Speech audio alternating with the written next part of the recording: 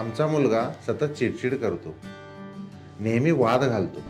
काही त्याला सांगितलं तर तुम्ही का करत नाही, मीच का करायला पाहिजे असं म्हणतो. तो आमचं ऐकत नाही, शिक्षकांचं पण ऐकत नाही. कुठल्याही वडीलधाऱ्या माणसांना तो रिस्पेक्टच देत नाही. मीच का, मलाच का, तुम्ही का करत नाही, तुम्हाला का नियम लागू नाहीत असं आमच्याशी नेहमी वाद घालतो.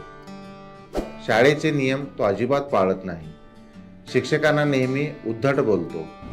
अशी लक्षणं मुलांच्या बाबत आपण ऐकलेले आहेत, पाहिलेले आहेत. तर काय असू शकतं हे?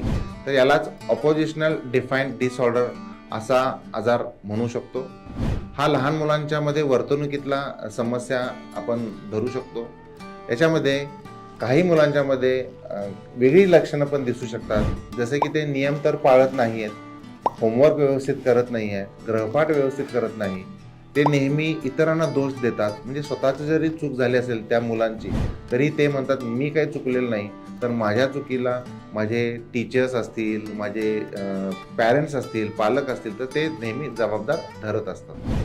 तर थोडक्यात ही मुलं अतिशय रागीट असतात, चिडचिड करत असतात, नियम पाळत नाहीत, दुसऱ्याला दोष देत असतात, पालकांना ब्लेम करत असतात, इव्हन चेष्टा मस्करी करत असतात आणि गृहपाठ पण व्यवस्थित करत नाही, होमवर्क व्यवस्थित करत नाहीत आणि त्यामुळे त्यांचा परफॉर्मन्स जो असतो तो हा नेहमी अभ्यासामध्ये कमी असतो. अशी जर लक्षणं मुलांच्यामध्ये दिसत असतील तर पालकांनी वेळीच जागे झालं पाहिजे. सायकॅट्रिस्ट किंवा काउन्सिलरची त्वरित मदत त्यांनी घेतली पाहिजे. औषधोपचार, काउन्सिलिंगनं आपण या मुलांना मदत करू शकतो आणि त्यांचं भवितव्य चांगलं करू शकतो. तर पुन्हा भेटूया आपण एका नवीन मानसिक आजाराबद्दल चर्चा करण्यासाठी, खास करून लहान मुलांच्या मधील वर्तणुकीच्या ज्या समस्या आहेत त्याबद्दल चर्चा करण्यासाठी. तोपर्यंत नमस्कार.